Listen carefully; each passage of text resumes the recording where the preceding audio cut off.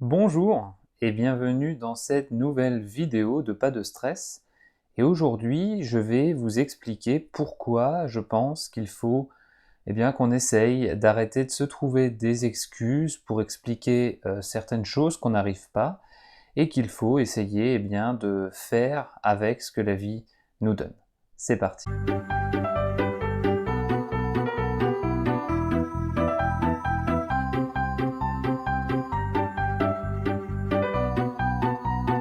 C'est vraiment une tendance qu'on a tous, qu'on entend partout, et qui est en fait de dire je n'arrive pas à faire quelque chose, mais si quelque chose d'autre n'était pas là, j'y arriverais. Donc par exemple, j'aimerais monter mon entreprise si j'avais pas d'enfants. Ce serait si facile si j'avais pas d'enfants, je pourrais monter mon entreprise. J'aimerais monter des échelons dans la société, dans mon entreprise, donc dans la société pour laquelle je travaille.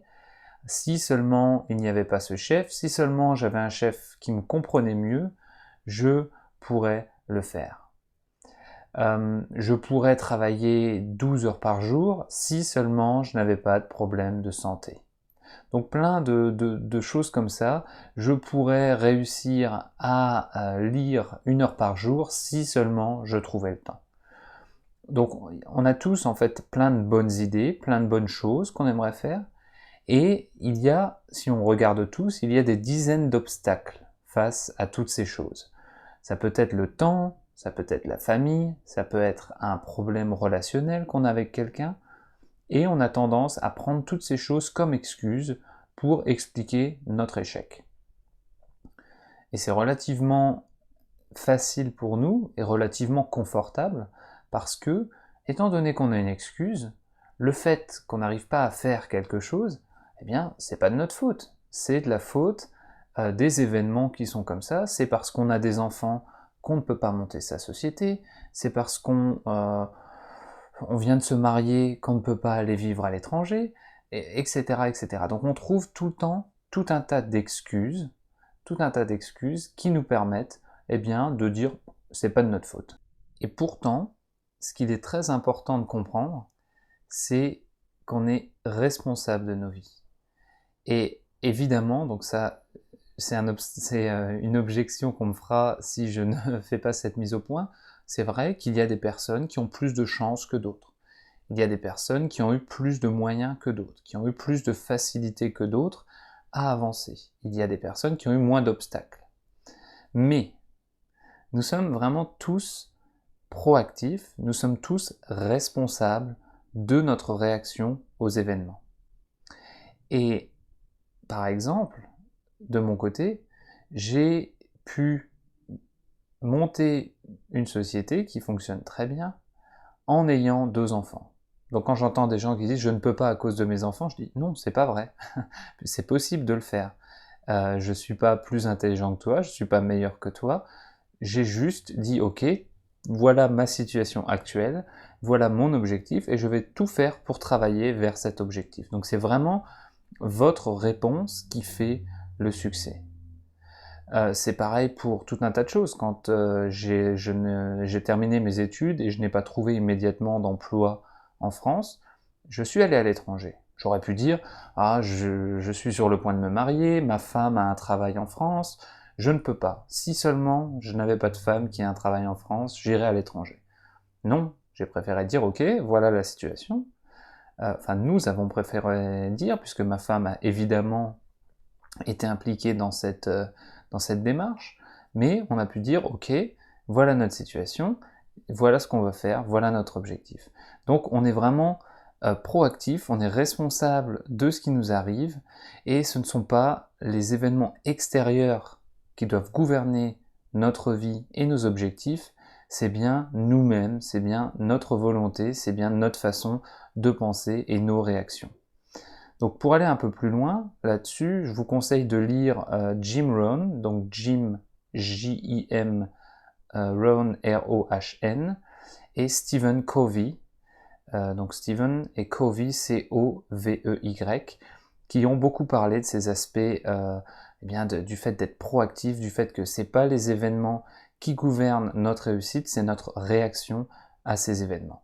Bien sûr, comme je vous l'ai dit, il y a la nuance, il y a des gens qui ont plus de chances que d'autres, mais je pense que si on met toutes les personnes dans les mêmes conditions, il y en a qui réussiront, d'autres qui ne réussiront pas. Celles qui ne réussiront pas seront celles qui auront trouvé des excuses pour justifier leur inaction, et celles qui réussiront seront celles qui auront agi en disant « Allez, c'est un challenge, je vais mettre toutes les chances de mon côté pour réussir à obtenir quelque chose ». Je voulais, avant de vous quitter, vous donner un petit exemple tout bête, et en fait c'est ça qui m'a fait penser à enregistrer cette vidéo aujourd'hui. Je savais que j'allais enregistrer des vidéos, mais je n'avais pas choisi de sujet. Et en fait, il s'avère que ma fille Emma est malade. Donc elle a eu 42 fièvres toute la nuit. Comme ma femme Céline travaillait, Emma était avec moi, donc j'avais pris Emma avec moi dans le lit, on était ensemble. Et elle se réveillait tout le temps, donc j'ai très mal dormi, je me suis levé plein de fois pour lui donner des médicaments, enfin voilà, tous les pères de famille se reconnaîtront et sauront de quoi je parle. Toujours est-il que toutes ces activités nocturnes ont fait que j'étais très fatigué ce matin et que je n'ai pas réussi à me lever.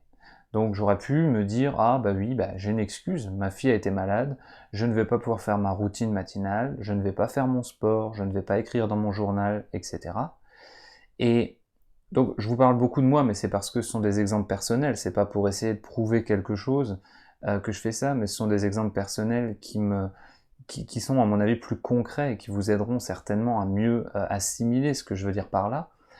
Et donc j'aurais pu me dire j'ai une excuse, c'est pas de ma faute, et je me suis forcé, je dis non.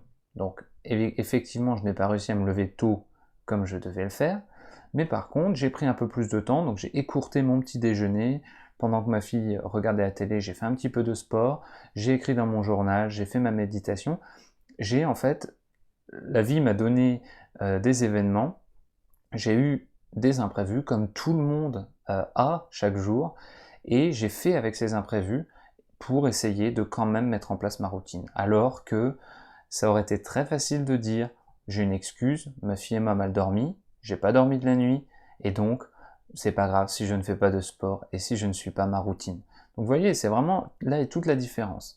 Vous pouvez avoir un événement qui vient perturber votre planning, vous pouvez utiliser ça pour justifier l'inaction, ou vous pouvez dire ok, c'est comme ça, à moi d'être créatif et de trouver le moyen, eh bien, malgré cet événement négatif ou cet événement qui me gêne, trouver le moyen de réussir à suivre mon programme. Donc pour moi, c'était mon programme de développement personnel, mais ça peut être plein d'autres choses. Ça peut être enregistrer un épisode de podcast, ça peut être travailler sur votre société, ça peut être vraiment plein de choses. Travailler sur votre apprentissage des langues, etc., etc. Mais ne trouvez pas d'excuses, ne cherchez pas d'excuses, soyez responsable, soyez proactif, voyez toujours les choses du bon côté, dites-vous, n'espérez pas que la vie soit différente, mais faites avec ce que la vie vous a donné. Et il y a une citation que j'ai lue dans un livre de Dale Carnegie sur le sujet qui est comment... Je connais plus le titre en français, je vous mettrai un lien. En anglais, c'est How to Stop Worrying and Start Living. Donc j'ai déjà parlé de ce livre de Dale Carnegie.